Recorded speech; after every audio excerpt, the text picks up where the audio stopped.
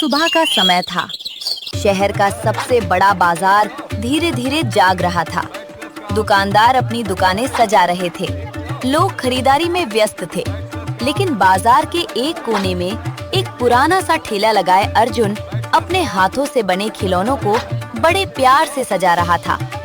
वो हर खिलौने की धूल साफ करता, उसे सीधा रखता और फिर उम्मीद भरी नजरों से लोगों को देखता। तभी एक अमीर आदमी अपने बेटे के साथ वहाँ आकर रुका। पापा जरा रुकिए ना, देखिए ये घोड़ा कितना सुंदर है। इसकी आंखें बिल्कुल असली घोड़े जैसी लग रही हैं। और ये जो इसके ऊपर छोटे छोटे डिजाइन बने हैं, ये तो मैंने किसी खिलौने में पहले कभी नहीं देखे।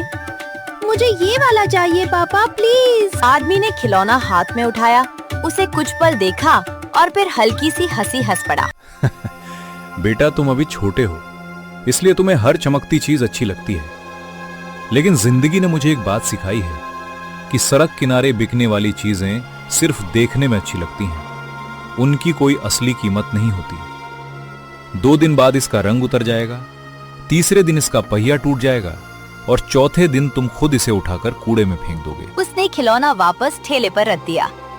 अर्जुन कुछ पल चुप रहा, फिर हिम्मत करके बोला, हो सकता है मेरे खिलौने किसी बड़ी फैक्ट्री में ना बने हो सकता है इनके ऊपर किसी बड़ी कंपनी का नाम ना लिखा हो, लेकिन एक बात का यकीन दिला सकता हूं कि इन्हें बनाने में मैंने अपना पूरा दिल लगा दिया है। इस घोड़े को बनाने में मुझे 3 दिन लगे थे।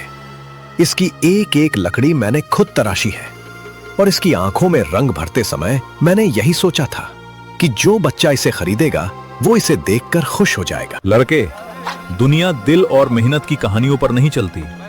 दुनिया कीमत पर चलती है, नाम पर चलती है, पहचान पर चलती है।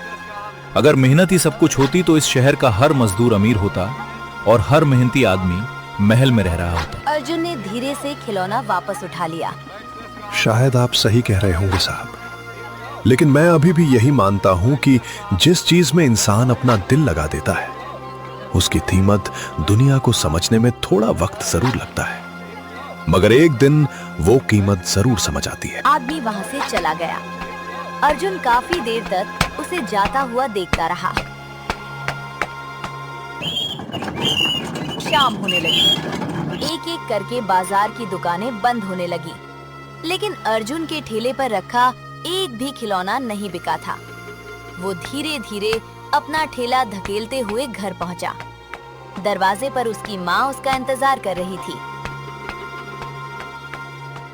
आ गए बेटा, आज बाजार कैसा रहा? लगता है आज बहुत थक गए हो। चलो अंदर आओ, मैं पानी लेकर आती हूँ। अर्जुन मुस्कुराने की कोशिश करता है।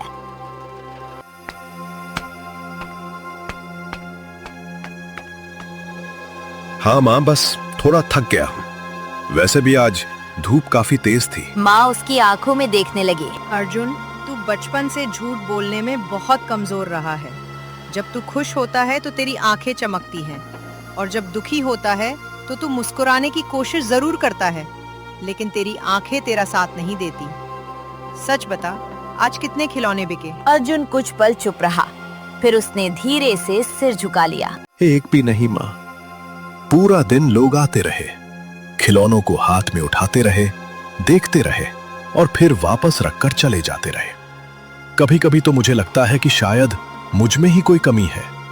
शायद मेरे हाथों में वो हुनर नहीं है जो लोगों को रुकने पर मजबूर कर सके। बेटा, दुनिया में सबसे आसान काम होता है खुद को दोष देना, लेकिन याद रखना, हर अच्छी चीज को पहचान मिलने में वक्त लगता है। सूरज भी हर रात हार जाता है, लेकिन अगली सुबह फिर लौट आता है। इसलिए तू भी हार मत मान। लेकिन माँ, कब तक मैं लोगों को अपने खिलौनों को देखकर मुंह बनाते हुए देखता रहूं? कब तक मैं ये सुनता रहूं कि हाथ से बनी चीजों की कोई कीमत नहीं होती? कभी कभी तो डर लगता है कि कहीं सचमुच लोग सही तो नहीं कह रहे। लोग क्या कहते हैं उससे जिंदगी नहीं बदलती बेटा। जिंदगी तब बदलती है जब इंसान खुद पर भरोसा करना छोड़ देता है। और मैं अपने बेटे को जानती हूँ, जिस दिन तेरी मेहनत की कीमत मिलेगी उस दिन यही लोग तुझे ढूंढते फिरेंगे। अर्जुन हल्का सा मुस्कुराया। उसी समय दरवाजे पर दस्तक हुई। बाहर एक बूढ़ा आदमी खड़ा था।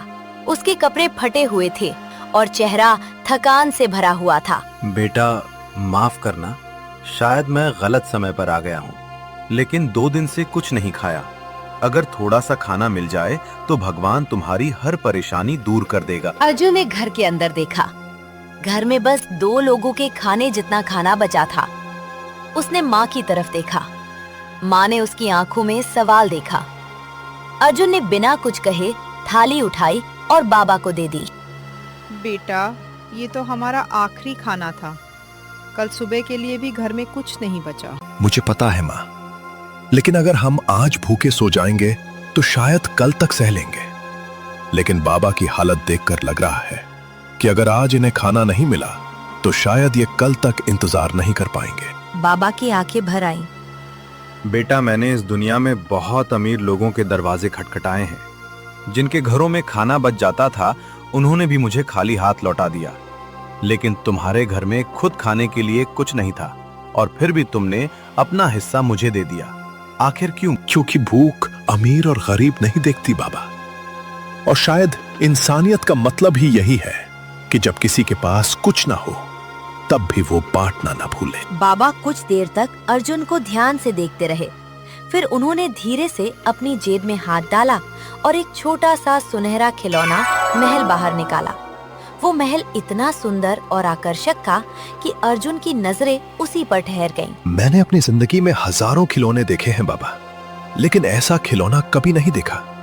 ऐसा लग रहा है जैसे इसे किसी इंसान ने नहीं बल्कि खुद किस्मत ने बनाया हो। क्योंकि ये साधारण खिलौना नहीं है बेटा, ये उस इंसान के पास जाता है जिसका दिल सोने से ज्यादा कीमती होता है। लेकिन मैं इसे कैसे ले सकता हूँ? मैंने आपकी मदद इंसानियत के लिए की थी, किसी इनाम के लिए नहीं। और शायद इसी वजह से तुम इसके हकदार हो। याद रखना अर्जुन, दुनिया में सबसे खतरनाक चीज गरीबी नहीं होती, सबसे खतरनाक चीज होती है लालच। और ये महल अच्छे इंसानों की मदद करता है, लेकिन लालची इंसानों को बर्बाद कर देता है। अर्जुन कुछ पूछ पाता उससे पहले तेज हवा चलने लगी और अगले ही पल बाबा गायब हो चुके थे। अर्जुन और उसकी माँ हैरानी से एक दूसरे को देख रहे थे। उन्हें बिल्कुल अंदाजा नहीं था कि आज उनके घर आया ये छोटा सा सुनहरा खिलौना कल सुबह तक एक ऐसे सोने के महल में बदलने वाला है जिसकी चमक पूरे शहर की किस्मत बदल देगी। रात का सन्नाटा पूरे गांव पर छाया हुआ था। अर्जुन और उसकी माँ गहरी नींद में थे। तभी अचानक पूरे कमरे में तेज सुनहरी रोशनी फैलने लगी। दीवारों पर चमकती किरणें नाचने लगी। अर्जुन की आंख खुली। उसने देखा कि कमरे के कोने में रखा वो छोटा सा सुनहरा खिलौना महल हवा में तैर रहा था। उसकी खिड़कियां अपने आप खुल और बंद हो रही थीं। उसकी दीवारों से सुनहरी रोशनी निकल रही थी। माँ जल्दी उठो, ये देखो, ये आखिर हो क्या रहा है? माँ ने आंखें खोली और अगले ही पल उनकी सांसें रुक सी गईं। हे भगवान, ये वही खिलौना है ना जो बाबा ने दिया था? हाँ माँ, लेकिन ये बड़ा कैसे हो रहा है? ये तो कुछ देर पहले मेरी हथेली में आ रहा था। धीरे धीरे खिलौना महल बड़ा होने लगा। पहले वो मेज जितना हुआ, फिर कमरे जितना, फिर पूरे घर जितना। अचानक उनकी मिट्टी की दीवारें चमकने लगी। पुरानी टूटी हुई छत गायब होने लगी। लकड़ी का दरवाजा धीरे धीरे सोने के विशाल दरवाजे में बदल गया। कुछ ही पलों में उनकी छोटी सी झोपड़ी की जगह एक विशाल सोने का महल खड़ा था। अर्जुन और उसकी माँ की आंखें खुली की खुली रह गईं। माँ, अगर मैं ये अपनी आंखों से नहीं देख रहा होता तो शायद कभी यकीन नहीं करता। हमारी झोपड़ी सच में महल बन गई है। बेटा, मैंने गरीबी देखी है, भूख देखी है, बारिश में टपकती छत देखी है, लेकिन ऐसा चमत्कार कभी नहीं देखा।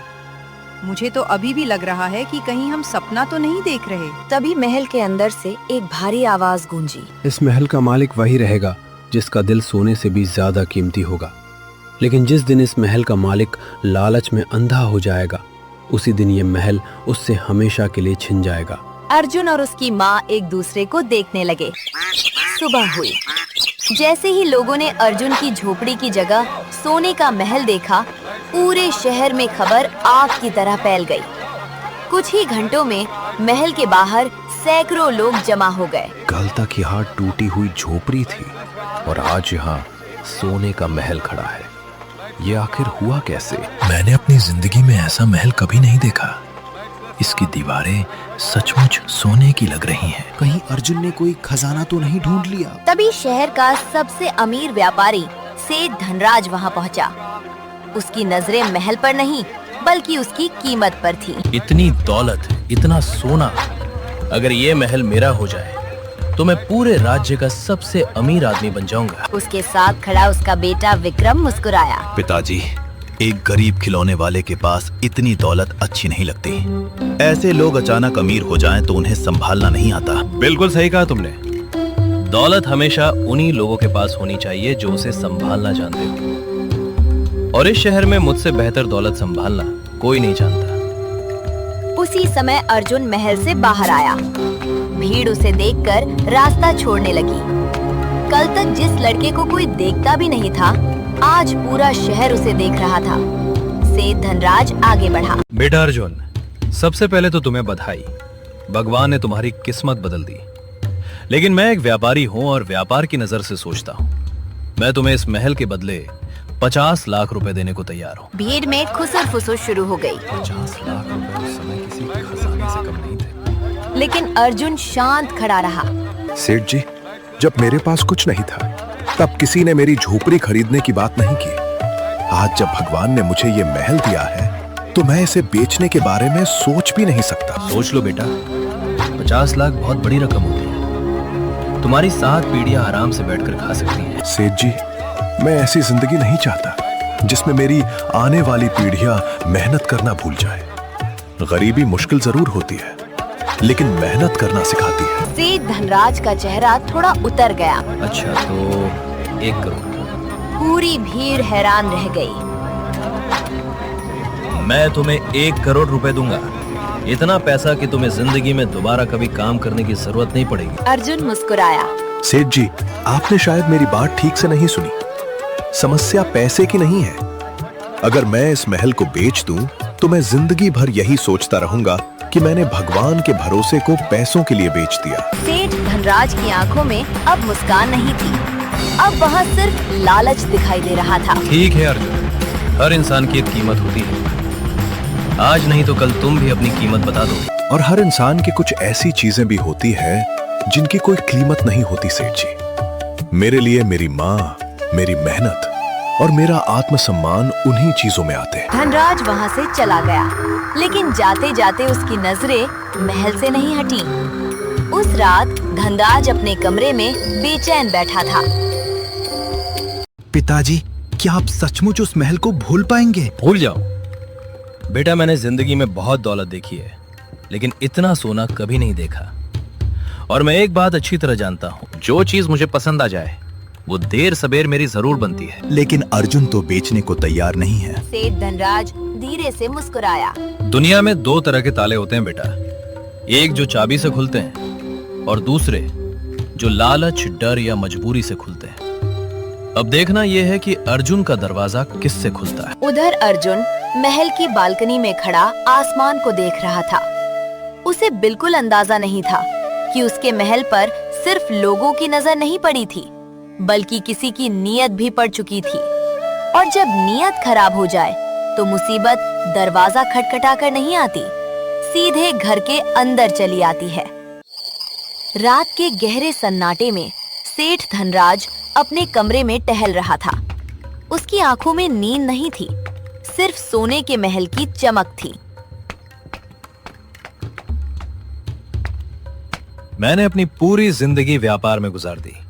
छोटी दुकान से शुरू करके शहर का सबसे बड़ा व्यापारी बना।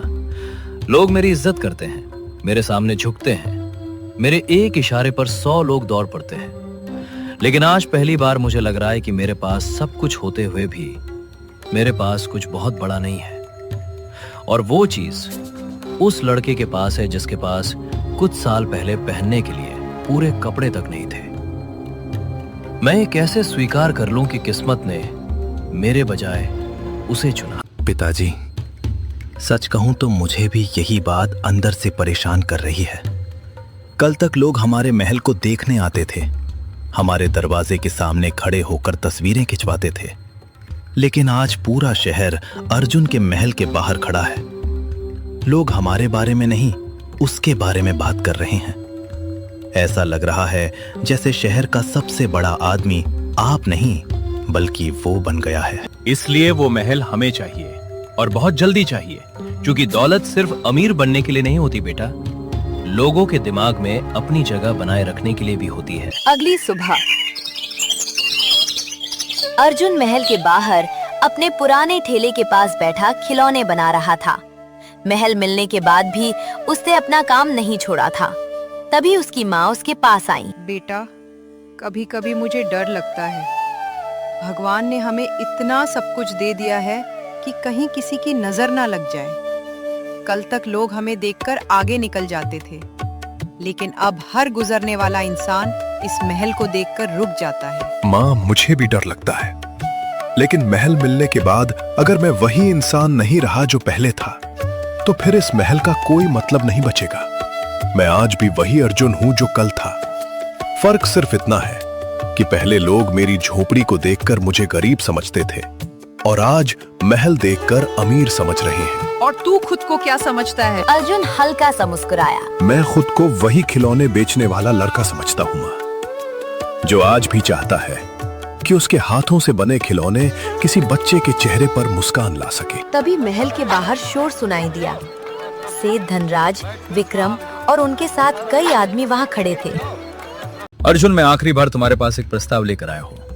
मैं तुम्हें इस महल के बदले सिर्फ पैसे नहीं, बल्कि इस शहर का सबसे बड़ा व्यापार, सबसे बड़ी जमीन और ऐसी जिंदगी देने को तैयार हूं जिसकी तुमने कभी कल्पना भी नहीं की होगी। सेठ जी, आपने जिंदगी में बहुत सौदे किए होंगे। शायद हर चीज को खरीदने की आदत भी पड़ गई होगी, लेकिन हर चीज बाजार में नहीं बिकती। तुम्हें लगता है मैं इस महल को खरीदना चाहता हूं? नहीं अर्जुन, मैं इस महल को बचाना चाहता हूं। तुम्हें अंदाजा भी नहीं है कि इतनी दौलत अपने साथ कितनी मुसीबतें लेकर आती है। लोग तुमसे जलेंगे, तुम्हें नुकसान पहुंचाने की कोशिश करेंगे। तुम इस सब के लिए तैयार नहीं हो। अगर डर की वजह से इंसान अपनी चीजें छोड़ने लगे, तो फिर दुनिया में किसी के पास कुछ नहीं बचेगा। और जहां तक इस महल की बात है, इसे मुझे किसी इंसान ने नहीं दिया, इसे मुझे मेरी नीयत ने दिया है। सेठ धनराज की आंखों में गुस्सा साफ दिखाई देने लगा। तो तुम्हारा फैसला अंतिम है? जी बिल्कुल अंतिम। सेठ धनराज बिना कुछ कहे वहाँ से चला गया। उस रात महल के अंदर अचानक वही रहस्यमयी आवाज गूंजी। अर्जुन, सावधान रहो, तुम्हारी परीक्षा अभी खत्म नहीं हुई है। असली परीक्षा तब शुरू होती है जब इंसान के पास सब कुछ आ जाता है। आप कौन हैं? सामने आइए। अगर आपने ये महल दिया है, तो मुझे ये भी बताइए कि आखिर इसकी सच्चाई क्या है। धीरे धीरे रोशनी फैलने लगी और वही बूढ़े बाबा उसके सामने दिखाई दिए। बाबा, आप आखिर हैं कौन? मैं कौन हूँ ये जानना जरूरी नहीं है। जरूरी ये है कि तुम कौन बने रहना चाहते हो। याद रखो अर्जुन, इस महल की ताकत सोने में नहीं, बल्कि उसके मालिक के दिल में छिपी है। जिस दिन तुम्हारे दिल में लालच, घमंड या दूसरों से खुद को बड़ा समझने का एहसास पैदा हो गया, उसी दिन ये महल गायब हो जाएगा। बाबा, जब मेरे पास कुछ नहीं था, तब भी मैं खुश रहने की कोशिश करता था। आज जब भगवान ने इतना सब कुछ दे दिया है, तो मैं उसे खोने जैसा कोई काम क्यों करूंगा? क्योंकि बेटा, गरीबी इंसान की परीक्षा लेती है, लेकिन दौलत इंसान का असली चेहरा दिखाती है। भूखा इंसान रोटी के लिए बदल सकता है, लेकिन अमीर इंसान पूरी दुनिया के लिए बदल जाता है। अगली सुबह अर्जुन ने एक फैसला लिया। उसने महल के दरवाजे शहर के गरीब लोगों के लिए खोल दिए। महल के एक हिस्से को अनाथ बच्चों के लिए रहने की जगह बना दिया। एक हिस्से में गरीब बच्चों के लिए स्कूल खुलवाया और महल के सबसे बड़े हॉल में मुफ्त भोजन की व्यवस्था कर दी। जब सेठ धनराज को ये खबर मिली, तो वो गुस्से से कांप उठा। ये लड़का पागल हो गया है। लोग दौलत इकट्ठा करते हैं और ये उसे बांट रहा है। इसे समझ क्यों नहीं आता कि दौलत बांटने से कम होती है। उसी समय महल के अंदर से वही आवाज फिर गूंजी। नहीं धनराज, दौलत बांटने से कम नहीं होती। लालच करने से इंसान जरूर छोटा हो जाता है। अचानक पूरे महल में तेज रोशनी फैल गई। सेठ धनराज और विक्रम डर गए। उन्होंने देखा कि महल की दीवारें पहले से भी ज्यादा चमकने लगी थीं। अर्जुन ने साबित कर दिया है कि उसका दिल सोने से ज्यादा कीमती है, इसलिए ये महल हमेशा उसका रहेगा। धनराज की आंखों से आंसू निकल आए। वो पहली बार अपनी हार से नहीं, अपनी सोच से शर्मिंदा था। वो धीरे धीरे अर्जुन के पास आया। अर्जुन, आज मुझे समझ आया कि मैं जिंदगी भर दौलत कमाता रहा, लेकिन अमीर कभी नहीं बन पाया। और तुम गरीब होकर भी अमीर थे, इसलिए शायद भगवान ने तुम्हें और अमीर बना दिया। अर्जुन मुस्कुराया। सेठ जी, इंसान की अमीरी उसके घर की दीवारों से नहीं मापी जाती। अगर ऐसा होता तो महलों में रहने वाले लोग कभी दुखी नहीं होते और झोपड़ियों में रहने वाले लोग कभी खुश नहीं होते। क्या तुम मुझे माफ कर सकते हो? अगर मैं आपको माफ नहीं करूंगा तो फिर मेरे और आपके बीच फर्क ही क्या रह जाएगा? सेठ धनराज ने पहली बार किसी के सामने सिर झुका दिया। उस दिन के बाद शहर में लोग उस महल को सिर्फ सोने का महल नहीं कहते थे, वे उसे कहते थे उस इंसान का महल, जिसने साबित कर दिया कि असली सोना दीवारों में नहीं, इंसान के दिल में होता है।